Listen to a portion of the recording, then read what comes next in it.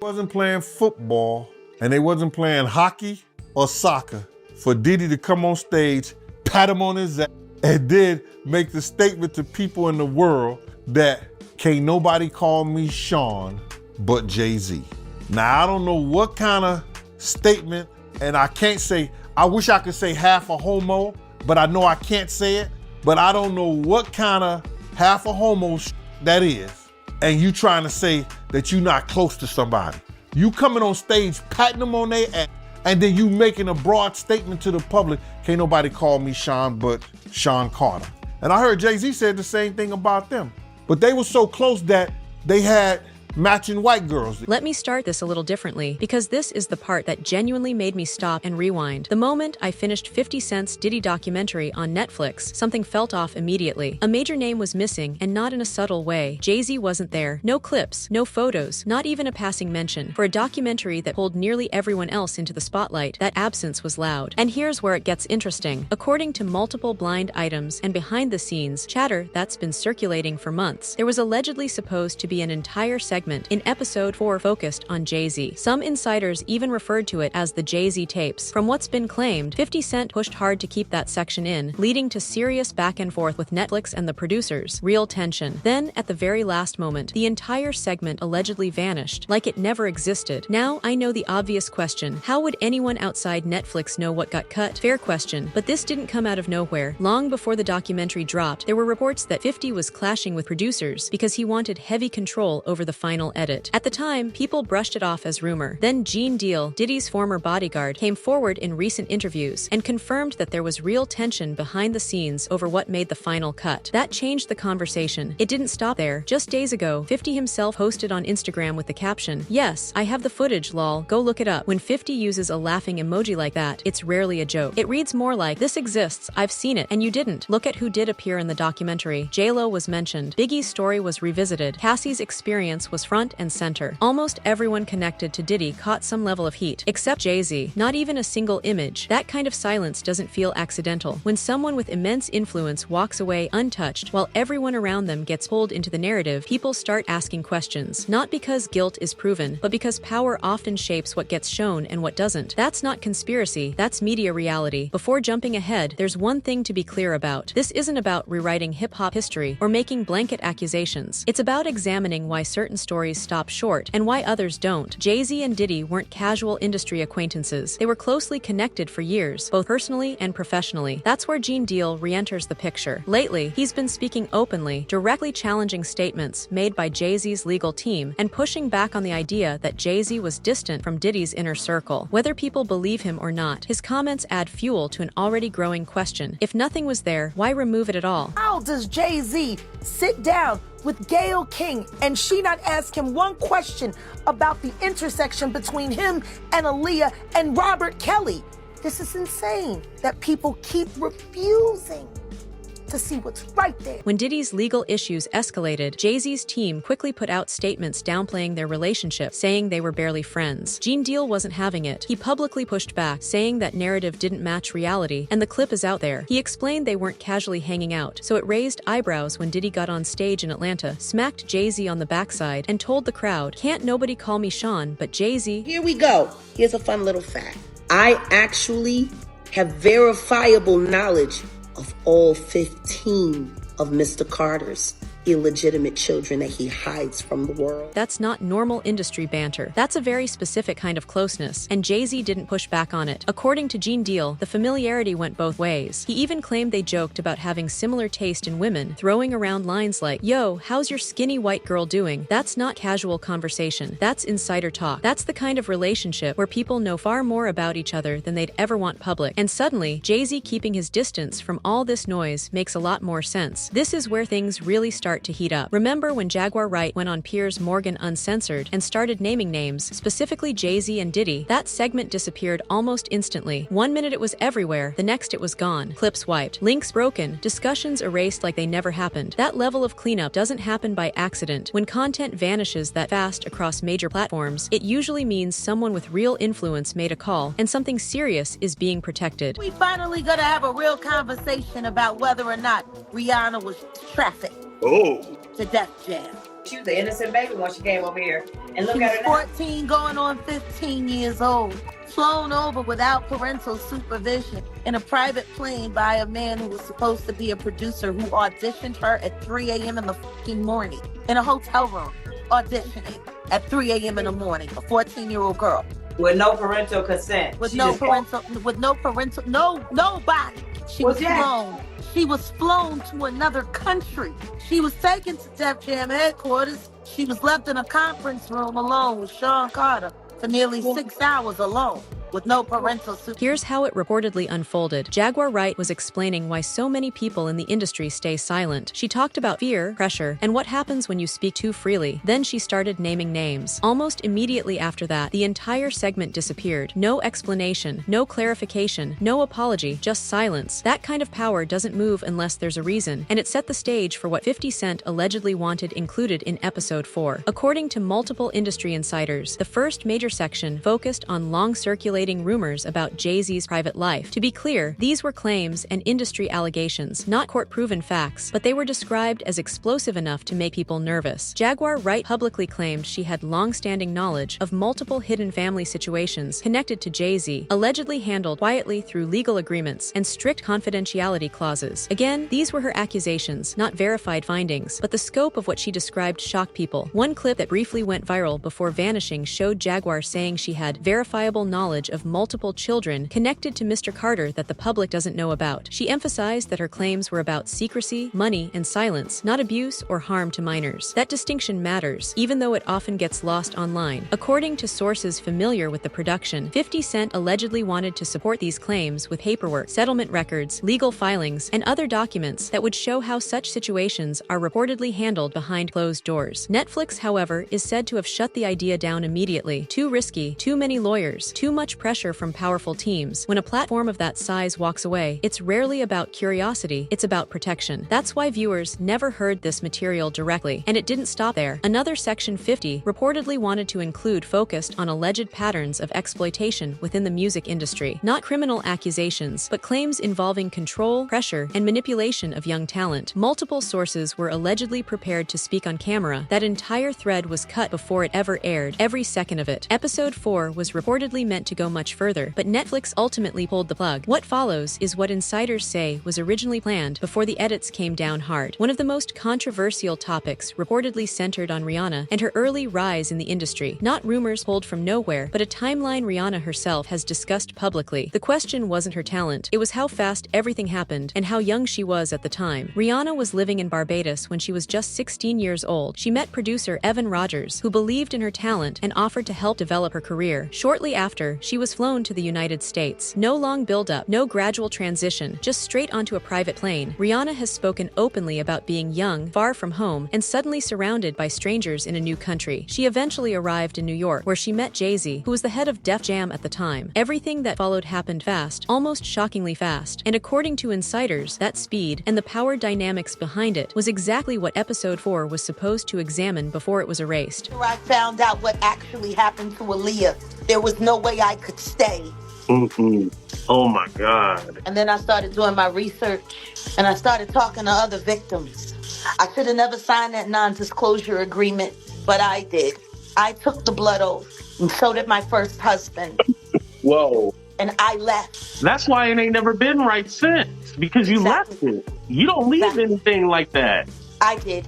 And he was paid to be my husband so no one would know who I was really involved. According to several accounts, that initial meeting didn't take place in a standard office setting or during typical business hours, something that raised eyebrows years later. Jaguar Wright has publicly alleged that financial arrangements were made behind the scenes involving Rihanna's family. To be clear, these are allegations, not court rulings, and that distinction matters. Still, the claims alone were described as explosive enough to make executives nervous. There were also questions raised about how quickly everything moved on paper. Jaguar suggested that travel plans and documentation were handled quietly due to industry influence. Again, these are claims she made publicly, not proven facts, but they help explain why this entire section was reportedly viewed as legally risky. What is confirmed are Rihanna's own words about how overwhelming that transition was. In past interviews, she's spoken openly about leaving her mother, her friends, and everything familiar behind. She said the hardest part wasn't fame, it was being alone in a massive city, surrounded by people she barely knew. After growing up for 17 years in a tight-knit family environment, suddenly being placed into a high-pressure industry setting was emotionally difficult. That sense of isolation is something Rihanna has mentioned more than once over the years. It's a consistent part of her story, and that context matters. It's exactly why this segment reportedly never made it past Netflix's legal team. Too sensitive, too complicated, too much potential liability involving someone who was still a teenager at the time. That's why viewers never got to see this portion at all. And when you go back and really listen to Rihanna describe being surrounded by strangers, that line hits very differently once you understand the full context that was allegedly left on the cutting room floor.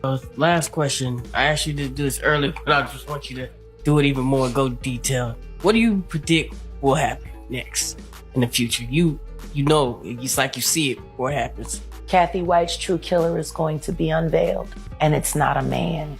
And that woman died screaming. Anything else? Yeah, show him the tape, Diddy. You got it.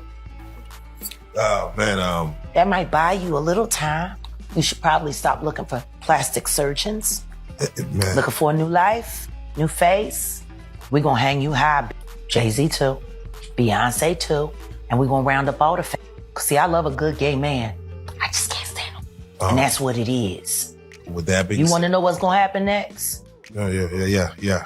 I'm about to up a mirror. Rihanna has openly spoken about moving to a massive city and suddenly finding herself surrounded by people she barely knew. That admission alone raises a serious question. Who exactly were those people? And why wasn't there stronger protection around someone so young during such a vulnerable transition? When a teenager is placed into an adult industry at full speed, oversight matters. And that's where a lot of people feel the story gets uncomfortable. Another detail that continues to raise eyebrows involves timing. Right before Jay-Z officially signed Rihanna, he was heavily involved in developing another young artist, Tierra Mari. She was signed to Def Jam through L.A. Reid and was being positioned as the label's next major star. She received significant promotion, media attention, and industry backing. Then Rihanna entered the picture. Almost overnight, Tierra Mari's momentum slowed. Not long after, she was released from the label. At the same time, Rihanna's career accelerated at record speed. That sharp contrast has fueled years of speculation, not because success can't shift naturally, but because of how abruptly the transition happened. When people line up the timelines, the ages involved, and the power dynamics, it inevitably sparks uncomfortable conversations. Adding another layer, Tierra Mari has been publicly linked through media coverage to legal matters involving alleged misconduct from her teenage years. These were allegations discussed in court filings, not proven conclusions. Still, when observers place those reports alongside the broader industry context, young female artists, powerful executives, and careers that appear dependent on silence, it creates a pattern people can't ignore. That doesn't automatically mean wrongdoing occurred, but it does raise valid questions about structure, accountability, and protection. There's also a long-standing mystery fans continue to talk about. Rihanna and Beyoncé have never released a collaboration. Same era, same label circle, both global superstars. No joint songs, no shared performances, and very few public appearances together. That absence has always felt deliberate to fans, even if no official explanation has ever been given. Some rumors attempt to connect dots that can't be proven, which is why caution matters here. Still, fans notice gaps, and they ask questions. Rihanna's 2016 album Anti only intensified those conversations. The cover art features a childlike figure wearing a crown that covers her eyes. Many fans interpret the imagery as symbolism, innocence, blindness, loss of control. Jaguar Wright has publicly described it as a symbolic cry for help, suggesting it reflected resistance to past experiences. Whether that interpretation was intentional or not, Rihanna has never fully explained the artwork, and silence, fairly or not, leaves room for speculation. According to insiders, 50 Cent wanted to explore all of this in episode 4 of the documentary. He reportedly had timelines, former label employees, and documentation prepared to contextualize these patterns. Netflix allegedly labeled the segment too controversial and too legally risky. That's where the discussion reportedly stopped cold. The next planned section was said to pivot to another major industry story involving Aaliyah, one that many people still whisper about but rarely address publicly. Despite multiple individuals allegedly prepared to speak on camera, that portion never aired either. What is documented is that an attempted marriage marriage involving Aaliyah occurred when she was underage, and it only came to light because her parents intervened and shut it down immediately. That alone signals how serious the situation was at the time. What often gets overlooked is this: the industry knew R. Kelly's behavior wasn't a secret behind closed doors. Many executives and artists were aware of his reputation and actively kept their distance. That reputation followed him everywhere. Dame Dash, Jay-Z's business partner during that era, has publicly said he wanted nothing to do with R. Kelly. That statement matters. Most people in the industry avoided R. Kelly entirely. Jay-Z didn't. Instead of distancing himself, he worked closely with him, not just on a feature or a single track, but on full collaborative albums. That decision raised eyebrows then, and it continues to raise questions now, especially given what many insiders already knew at the time. This is where things become even more uncomfortable. Multiple insiders have claimed that Jay-Z showed interest in Aaliyah while she was still connected to R. Kelly. There is no confirmed proof of this, and that lack of verification is likely why Netflix reportedly refused to touch this part of the story. Still, timelines matter, and people notice overlaps. Dame Dash later began dating Aaliyah when she turned 21, which naturally leads to questions about the years before that. Where was Jay-Z during Aaliyah's teenage years? And why was he comfortable remaining in the same circles as R. Kelly when so many others made a point to stay away? Jaguar Wright re-enters the picture here because she's been making these claims for years. She has publicly stated that she was forced to sign extreme non-disclosure agreements to remain silent about what she witnessed in the industry. She's alleged that her personal life was manipulated for image purposes and that financial arrangements were used to control narratives tied to powerful figures. Jaguar has also said that once she learned the full scope of what happened behind the scenes involving Aaliyah, she felt she could no longer stay quiet, regardless of the consequences. Whether people believe her or not, her consistency is what keeps these conversations alive. And according to insiders, this is exactly why Episode 4 never saw the light of day. Too many powerful names, too many legal landmines, too much risk. When stories like this are cut entirely, every second, every angle, it doesn't erase the questions. It only makes people ask why they weren't allowed to hear them in the first place. She hasn't laid out every detail, but Jaguar Wright has repeatedly said that what she learned fundamentally changed how she viewed the industry. To be clear, Aaliyah's passing in 2001 was officially ruled an accident, and that remains the documented conclusion. That fact hasn't changed. Still, over the years, speculation has followed, not because of evidence contradicting the ruling, but because of how abruptly her life and career were cut short at a moment when she appeared to be reclaiming control. What is widely acknowledged is that toward the end of her life, Aaliyah was actively distancing herself from certain people and environments in the industry. That isn't rumor. It's been echoed by individuals close to her and reflected in her own career moves. She was growing up, asserting boundaries, and making decisions independently. That context matters, and according to insiders, it's exactly why this entire section was reportedly deemed too sensitive to air. 50 Cent, by several accounts, wasn't trying to accuse anyone of causing harm. There's no proof of that, and he reportedly wasn't claiming otherwise. The goal, according to sources, was to highlight patterns, how young female artists were often controlled, pressured, or silenced, and what sometimes happened when they tried to step away. That framing alone was apparently enough for Netflix's legal team to shut it down. Too many powerful figures, too much exposure, too much risk, so the entire segment was cut clean, as if it never existed. And here's the part that unsettles people the most. There are individuals in entertainment who can sit across from top journalists on major platforms and still never face real scrutiny. And when someone does ask uncomfortable questions, the footage somehow disappears. That's what people point to when discussing Jaguar Wright's appearance on Piers Morgan Uncensored. She spoke openly about industry exploitation, power structures, and named figures like Jay-Z, Diddy, and Beyoncé. The interview aired. Clips spread rapidly, then specific segments vanished from official platforms with no explanation. That level of cleanup doesn't happen by accident. It suggests influence, the ability to make conversations evaporate after they've already entered public view. That leads to another name many people have never heard of, Kathy White. And the fact that most people haven't heard it is part of the discussion. Over the years, long-standing rumors have linked Kathy White romantically to Jay-Z, with claims that she was allegedly expecting a child. In 2011, she passed away, with reports citing a sudden medical event. Officially, that's where the story ends. When something is labeled a sudden natural medical issue, there's rarely follow-up years later. No extended investigation, no public trail. It becomes a closed chapter almost instantly. Jaguar Wright has made claims suggesting there was more happening behind the scenes. These are her allegations, not court-established facts, but once again, they were serious enough to make platforms wary. Now consider this angle. If Diddy truly possesses footage or information tied to people close to Jay-Z, that creates leverage. It means relationships can't be cleanly severed, even when things get publicly messy. And Kathy White isn't the only name that comes up. Over time, fans and insiders have pointed to multiple individuals connected to Jay-Z and Beyoncé whose careers stalled abruptly or who disappeared from the spotlight entirely. That That doesn't automatically mean wrongdoing, but when patterns repeat, people start asking questions. Those are the questions viewers were never allowed to hear in episode 4. Then there's Kimberly Thompson. She was once Beyonce's drummer, and her story shook a lot of people because it entered the legal system. Thompson filed for a restraining order, alleging that Beyonce targeted her with extreme spiritual practices and that she felt disoriented, manipulated, and psychologically affected while working in that environment. Many people hear that and immediately dismiss it as far-fetched. That reaction is understandable, but here's what is factual. Kimberly Thompson isn't a random internet personality. She studied at Berklee College of Music, had a legitimate professional resume, and was personally selected by Terry Lyne Carrington to be part of Beyonce's all-female band. That's real credibility. After filing the restraining order, her career appeared to stop entirely. No major gigs, no industry support. People claim she was quietly pushed out. Whether one believes her allegations or not, the outcome feeds into a recurring theme. Speak up and your opportunities disappear. That brings up an uncomfortable truth. Sometimes the people labeled crazy are the ones saying the quiet part out loud. Take Orlando Brown. He's been mocked relentlessly. People say he's unstable or chasing attention. But when he talks about what he claims to have seen in the entertainment world, some argue it deserves a second listen. Orlando went viral describing what he alleged were unusual party setups connected to Diddy, late-night gatherings, blurred boundaries, and environments that didn't resemble anything close to normal. He referenced names many believe were coded nods to major figures, including Rihanna and Jay-Z. None of this has been proven, but it's part of the same constellation of claims that 50 Cent allegedly wanted to contextualize in episode 4. According to insiders, 50's aim was to show how Jay-Z and Diddy weren't just occasional collaborators, but deeply connected behind the scenes. Same circles, same power structures, same events. Netflix reportedly shut it down entirely, fearing the lawsuits alone would be overwhelming. Gene Deal summed it up bluntly in a recent interview. He said many industry figures have kept questionable behavior quiet for years, but platforms like YouTube have made total silence harder to maintain. And he made one point very clear. These aren't street figures operating by loyalty codes. These are entertainers protecting brands. And here's where it really hits home. When you challenge Jay-Z, people say your career doesn't just slow, it stops. Remember when Killer Mike won multiple Grammys in one night? It should have been a moment of pure celebration. Instead, it was overshadowed by a public incident involving security that escalated instantly. Industry whispers claimed a powerful call was made to embarrass him at the worst possible moment because he'd been outspoken. Whether that's true or not, the perception alone speaks volumes. So ask yourself this: why would Netflix remove an entire segment that 50 Cent fought to include? Why erase the most explosive portion of episode 4? The answer insiders keep pointing to is power. Jay-Z isn't just an artist. He's a billionaire with deep connections across entertainment, media, and politics. When executives realized what those tapes could unleash, they chose safety over fallout. Netflix decided a partial story was better than legal chaos, and everyone knows exactly who that decision protects. Now it's on you. Do you think Netflix was pressured to cut episode 4? Do you see real patterns, or just rumors fueled by grudges and speculation? Drop your thoughts in the comments. Like the video, subscribe to Celeb Daily News, share this with someone who needs to hear it, and I'll catch you in the next one.